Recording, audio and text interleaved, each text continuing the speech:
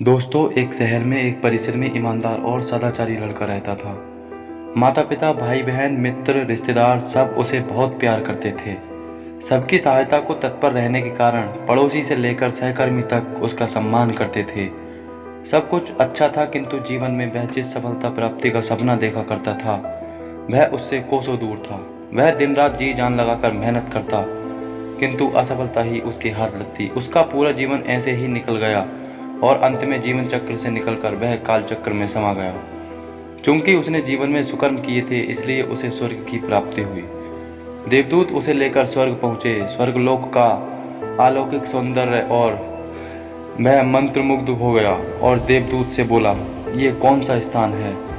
ये स्वर्गलोक है। तुम्हारे अच्छे कर्म के कारण तुम्हें स्वर्ग का स्थान प्राप्त हुआ है। अब से तुम यहीं रहोगे। देवदूत ने उत्तर दिया। यह सुनकर लड़का खुश हो गया। देवदूत ने उसे वह घर दिखाया जहां उसके रहने की व्यवस्था की गई थी।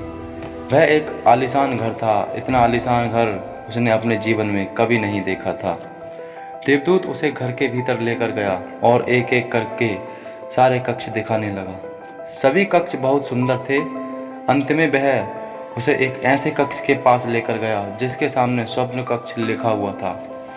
जब वे उस कक्ष के अंदर पहुंचे तो लड़का यह देखकर दंग रह गया कि वहां बहुत सारी वस्तुओं के छोटे छोटे प्रतिरूप रखे हुए थे। ये वही वस्तुएं थीं जिन्हें पाने के लिए उसने आजीवन मेहनत की थी, किंतु हासिल नहीं कर पाया था। आलीशान घर, कार, उच्चाधिकार का पद और ऐसी ही बहुत सी चीजें जो उसके सपनों में ही रह गए थे। वह सोचने लगा कि इन चीजों को पाने के सपने मैंने धरती लोक में देखे थे, किंतु वहाँ तो ये मुझे मिल नहीं सके। अब यहाँ इनके छोटे प्रतिरूप इस तरह क्यों रखे हुए हैं?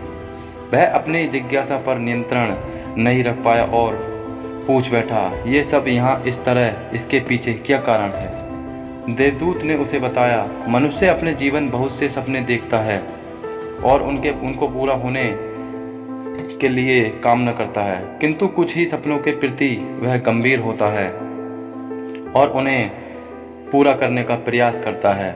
ईश्वर और ब्रह्मांड मनुष्य के हर सपने पूरा करने की तैयारी करते हैं, लेकिन कई बार असफलता प्राप्ति से हताश होकर और कई बार दृढ़ निश्चय की कमी के कारण मनुष्य उस क्षण प्रयास करना छोड़ देता है। जब उसके सपने पूरे होने वाले ही होते हैं, उसके वही अधूरे सपने यहाँ प्रतिरूप के रूप में रखे हुए हैं। तुम्हारे सपने भी यहाँ प्रतिरूप के रूप में रखे हैं।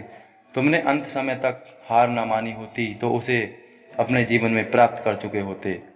लड़के को अपने जीवन काल में की गई गलती समझ आ गई, किंतु मृत्यु पश्चात अब वह कुछ नहीं कर सकता था।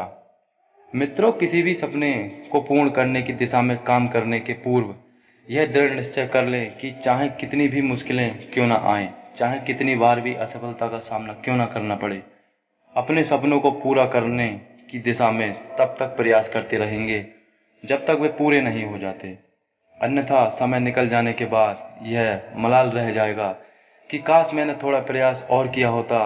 अपने सपनों को अधूरा मत रहने दीजिए।